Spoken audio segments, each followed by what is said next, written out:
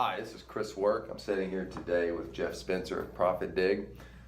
And earlier we were talking about how small contractors impact the overall market, but an important topic, or topics rather, that we didn't touch on are material costs and overhead. Right. And how smaller contractors leave a lot of money on the table there, Jeff, as you know. Right. So Jeff, let's start with material cost. Where are we going wrong there?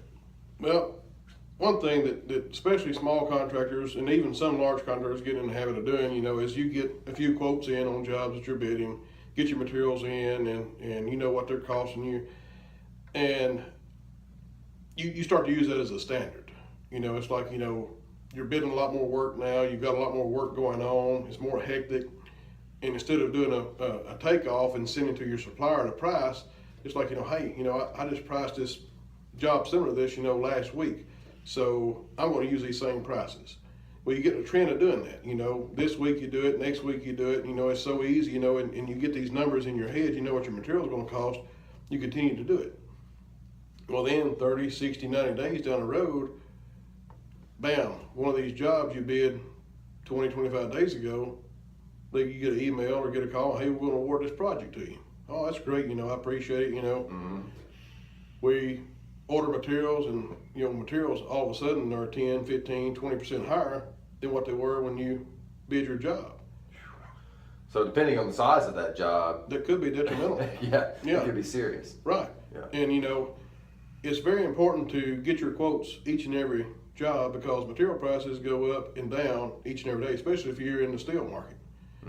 It's when you're using steel pipe, steel structures, whatever you may be in, steel prices fluctuate on a regular basis. So it's very important to get your material cost for that job and get them locked in. When you get a quote, you can lock them in for X amount of days. And then if your bid prolongs before you get notice of award or notice to proceed, you can look back, and if it exceeds the day that your quote's good for, then you can get a change order to cover the extra cost of your material because they waited too long to award a job to you. And if you do this on a regular basis, like we was talking about in an earlier video, you get in the habit of doing this, then your profit margin, if you've got 20% profit in this project and your materials cost you 10% more, then you've lost half your profit. Right. If your materials equal out to be half your project. Sure.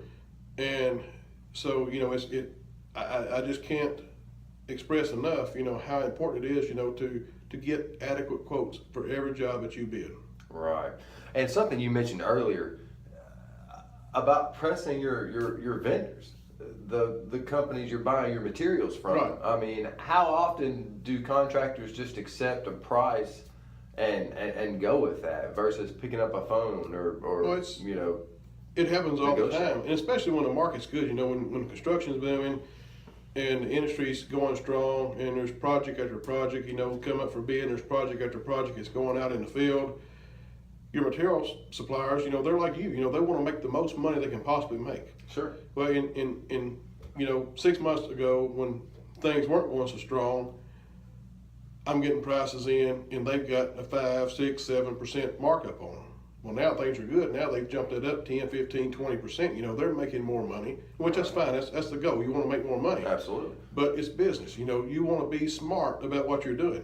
You should have a minimum of 3 different suppliers you're getting quotes from. Well, in that process, you need to be looking, my personal way of doing things, is I tend to bid with my highest quote. Unless it's a job I know is going to be close, then I may use that low quote.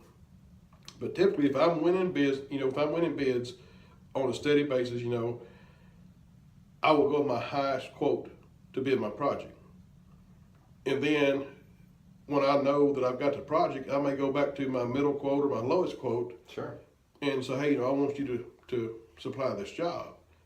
And you may even go a step further than that, because they've got it marked up because the industry is good. And so, hey, can you help me out a little bit? I need a little help on this project. Right. to give it to you. Right. And you could possibly, pick up another 2, 3, 4, maybe even 10%, whatever they're willing to give back. Right. Well, and a supplier, let's just say I contact one of my vendors today and I get a price on, let's just say, pipe. How good is that price valid for?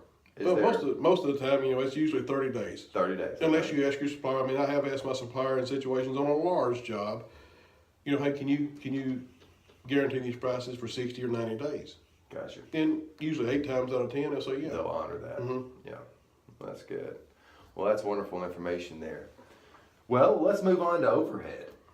Where are we going wrong with our overhead? But like we talked about in our previous video, is knowing your cost and what it costs you to operate. Mm-hmm. And a small company, you may be the owner, operator, foreman. You may do the whole thing yourself. Most small contractors are. Right.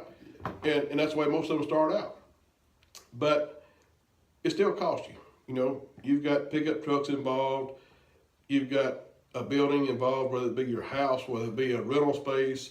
You've got to pay electricity. You've got to pay utilities. You've got to handle all of that, and all that falls under overhead. Mm-hmm.